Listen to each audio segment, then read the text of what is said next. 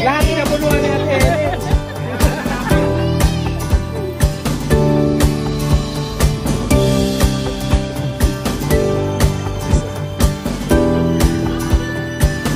Tayo narito, naniniwala tayo it is for a divine purpose. Amen. Di ba malakas ba ito? Kadakilaan mo'y di mapapantayan.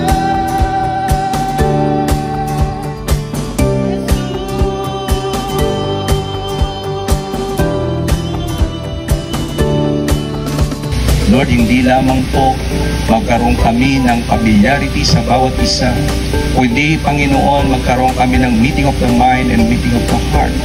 To the ministry under the leadership of Pastor Alex Garcia tuloy. So, kahit kailan, hindi nagkamali ang Diyos na desisyon para sa atin. Hanggang po, to God be the glory.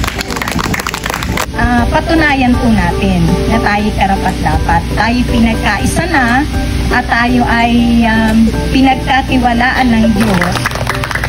At inadmit na ho namin, taga-Taytay po talaga kami. Para sa Panginoon po. Maraming salamat po. Kaya ako'y talaga nagpapasalamat sa Lord. At ganun din kay Pastor Alex Chua na laging nag-i-encourage sa akin.